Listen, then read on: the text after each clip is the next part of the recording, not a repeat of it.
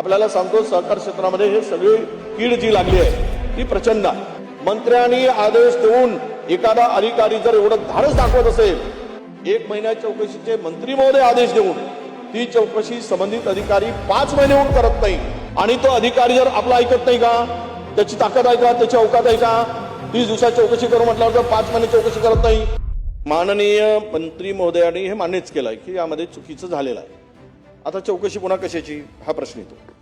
अध्यक्ष महोदय, की या सोसायटीचा जो 40,000 स्क्वेअर फीट चौरस फूट हा पब्लिक युटिलिटीसाठी होता आहेच, त्यातले 30,000 बेसा ग्राम नगरपंचायतीला दिला. 10,000 विकण्याचा अधिकार याला कसा आहे? परत तुम्हाला कारवाई करायची ना पहिल्यांदा यांना सस्पेंड करून करावा लागेल.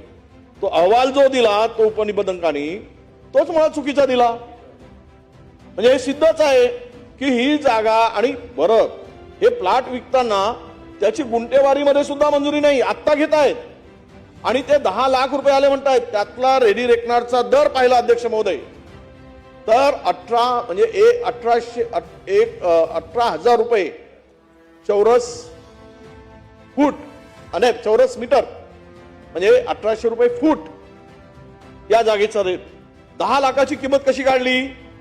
कारण रेडी रेकनर प्रमाणेच 1,80,00,000 होतात आणि 10 लाखात विकून सोसायटीने म्हणजे 1,70,00,000 रुपये त्यातले खाले का? हा प्रश्न इथे आलाच, म्हणजे सापडलेच गेले.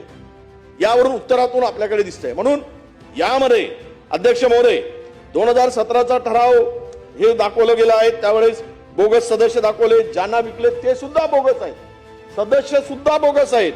आणि याच्याही पलीकडे जाऊन अध्यक्ष महोदय की प्लॉट वापर करण्यात आलेले व्यक्ती संस्थेचे सदस्य नव्हते, पियू जागेवर प्लॉट टाकून विकण्यात आले. 17ला ठराव झाला, मग 5 वर्षे हे कागदपत्री दाखवण्यात आले. 17च्या ठरावामध्ये सुद्धा मृत व्यक्तीचे नाव आहे, तो नव्हताच तिथे सदस्य, त्यांचं सुद्धा नाव घालून टाकलंय. आणि हे सर्व सदस्य नव्हते संस्थेचे, तरी कारवाई केली. यामध्ये अध्यक्ष महोदय आमची मागणी स्पष्ट आहे की मंत्री महोदयांनी आता मान्य केलेला आहे. तो अहवाल चुकीचा दिला, पहिले त्याला सस्पेंड करा, तो उपनिबंधक. दुसरा, हे मुख्याधिकारी आहे भारत नंदनवार, यांनी चुकीची नोंद घेतली रेकॉर्डवर, हा सुद्धा तेवढा दोषी आहे. या नगर परिषदचा सीओ यांनी पैसे खाले तिथे, त्यांनी तोंड काढे केले, ह्यांनी केलं. या दोघांनाही सस्पेंड करा. पुराव्यासह आहे तुमच्याकडे आले, आमच्याकडे आले. आता तुम्ही घोषित करा की हे चौकशी पहिले त्यांना सस्पेंड केल्याशिवाय ही चौकशी पारदर्शी होईल कशी? तुम्ही म्हणताय की आम्ही चौकशी करू अहवाल वगैरे. आता तुमच्याही लक्षात आलं, मंत्री महोदयांनी मान्यच केलं. त्यामुळे या दोघांनाही, तो उपनिबंधक चुकीचा अहवाल देणारा आणि चुकीची नोंद ग्रामपंचायत नकाशामध्ये घेणारा हा जो महाभाग आहे नंदनवार भरत, या दोघांनाही आपण निलंबित करणार का? हा माझा प्रश्न अध्यक्ष महोदय. अध्यक्ष महोदय, आता सांगितल्याप्रमाणे जे काही व्यवहार झालेला आहे हे सगळे चुकीचे झालेले आहेत, अलिगली झालेले आहेत. मग त्याच्यासाठी जे काही आपल्याला काही कारवाई करायची आहे तर आपल्याला अगोदर त्यांच्यावर ठपका ठेवावा लागेल. चाचणी लेखापरीक्षेला आपल्याला अहवाल तर आल्यानंतर आपण त्याच्यावर फौजदारी गुन्हा दाखल करू आणि निलंबित बी करू. अहवालामध्ये स्पष्टपणे मान्यच केलं मंत्री महोदय की यामध्ये चुकीचा अहवाल आहे, त्यांनी चुकीचा अहवाल दिला. संपूर्ण रेकॉर्ड म्हणजे तपासल्यानंतर तुमच्याही लक्षात आलं मंत्री महोदय, आणि ग्रामपंचायत आपल्या महानगरपंचायतच्या बेसाच्या सीओने, चीफ ऑफिसरने चुकीची नोंद केली. गुंठेवारी नाही, जे विकलं म्हणतायत ज्या सदस्य आहेत ते सदस्य सुद्धा नाहीत, हे सर्व चुकीचंच दिलंय त्यांनी. म्हणजे सदस्य नसताना जागा विकली.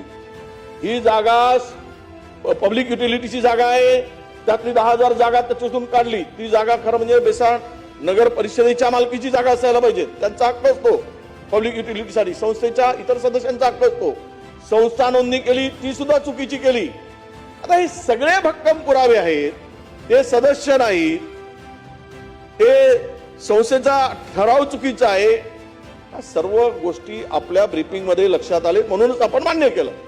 तुम्ही त्यांना सस्पेंड करा, निलंबित करा आणि मग चौकशी करा. मग करा चौकशी. दोषी नसेल, तुम्हाला वाटत असेल तर पुन्हा रिस्टेट करा.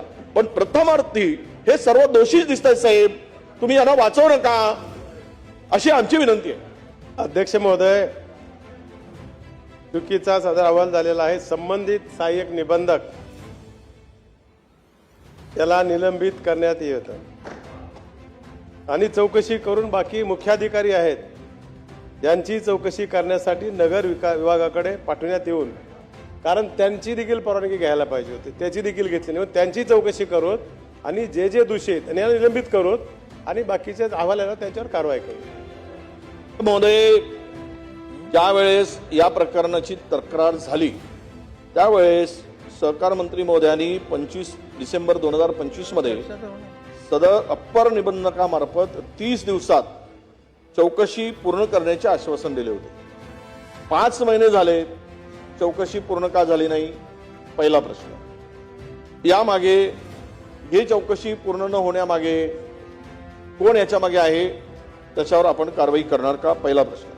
दोषी अधिकाऱ्यावर निलंबनाची कारवाई ज्यांनी हे 70-80 कर्मचारी 62 अपूर्ण अनुकंपा नियुक्त्या या पूर्णतः संशयास्पद आहे. हे आपल्याही निदर्शनास आलेल्या आहेत आणि या बनावट वैद्यकीय प्रमाणपत्राने सुद्धा त्यांनी दिलेले आहेत. अशा अनेक ठिकाणी जो अनुकंपामध्ये हक्कदार असतो त्याला सोडून हे सगळं काम सुरू झालेलं आहे. आणि म्हणून या निवृत्त झालेल्या किंवा निवृत्तीच्या उंबरट्यावर असलेल्या जे कर्मचारी अनफिट ठरवून त्यांच्या वारसांना नोकरीत घेण्यासाठी जिल्हा शल्य चिकित्सकांनी जे काही आपले सर्जन आहेत, सिव्हिल सर्जन आहेत, हे दिलेले प्रमाणपत्र संशयास्पद आहेत. या संपूर्ण घोटाळ्याची विशेष पथकामार्फत चौकशी करावी ही जी काही मागणी आहे. आणि डॉक्टर सुद्धा याला दोषी आहे. ज्या डॉक्टरावर सुद्धा हा गुन्हा होऊ शकतो, त्यांनी ते अनफिट चुकीचं प्रमाणपत्र दिलं आहे. अपात्र संचालकावर कारवाई का रखडली हा मना प्रश्न येतोच. आणि म्हणून आरबीआयच्या नियमाचं उल्लंघन करून 75 लाखाचे कर्ज घेणारे संचालक जे कोणी आहेत त्यांना या संचालक देणारे, कर्ज देणारे आणि घेणारे हे सर्व दोषी आहेत. त्याच्या पलीकडे जाऊन नोकर भरती स्थगिती आणि फेर तपासणी मागे 3-4 वर्षात झालेल्या सर्व संशयास्पद रोजंदारी आणि अनुकंपा नियुक्त्या आहेत या पूर्णतः बोगस आहेत. हे सुद्धा आता निदर्शनास आलंय. तात्काळ त्याची चौकशी होऊन उच्चस्तरीय चौकशी होण्याची आवश्यकता होती.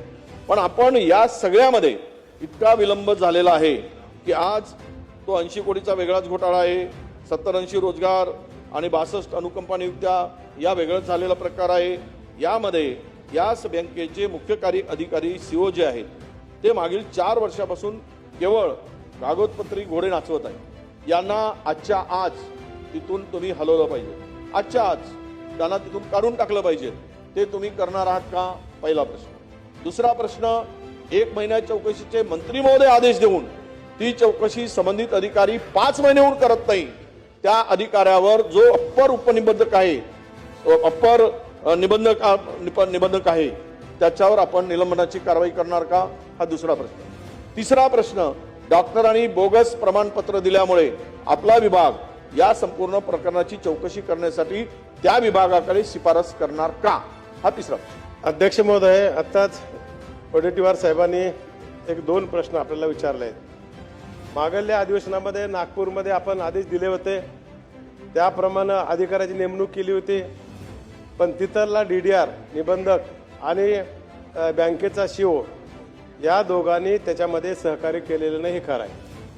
म्हणून आता आपण पुन्हा एकदा या ठिकाणी निबंधक दर्जाच्या अधिकाऱ्याची नियुक्ती करून पुणे DPL खंडाकडे अपर निबंधक सहकारी संस्था पुणे यांच्या अध्यक्षतेखाली 5 सदस्यीय समिती नेमणूक आपण केलेली आहे.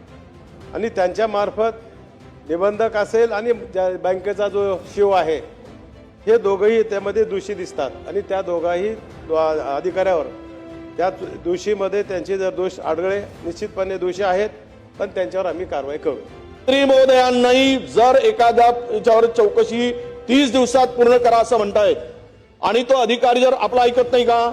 त्याची ताकद आहे का? त्याची अवकात आहे का? 30 दिवसात चौकशी करू म्हटल्यावर जर 5 महिने चौकशी करत नाही.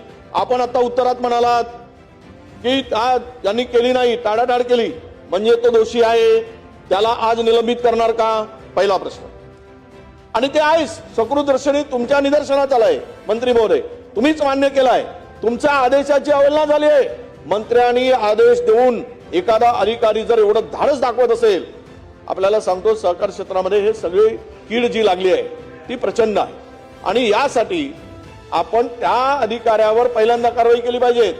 दुसरा, सकृतदर्शनी तुमचा तो महाबँकेचा सीओ हा दोषी आहे हे तुम्ही मान्य केलं. आज संध्याकाळपर्यंत त्या अधिकाऱ्याला आपण तिथून किमान हलवा, चौकशी सुरू ठेवा, पण तिथून तरी काढलं पाहिजे ना. हे तरी आपण करणार का? आणि तिसरा मी डॉक्टरांचा प्रश्न विचारला, बोगस प्रमाणपत्र दिलेत सिव्हिल सर्जननी, तो सुद्धा दोषी आहे ना याच्यात, त्याला सुद्धा कारवाईसाठी आपण शिफारस करा, चौकशीसाठी. विषय संपला. तर साहेब एक थोडी संधी देऊ आपण. त्यांनी दिलं नाही हे खरं आहे. आपण आदेश दिले होते, निबंधकाने सहकार्य केलं नाही, शिवनही केलं नाही, म्हणून आपण अपर निबंधकाची नियुक्ती केलेली आहे. 1 महिन्याच्या आत अहवाल येऊ द्या, दोघांवरही मी ऍक्शन घेतो. अशाच नवनवीन अपडेट्ससाठी डिजिटल कोल्हापूर चॅनेलला सबस्क्राईब करायला विसरू नका.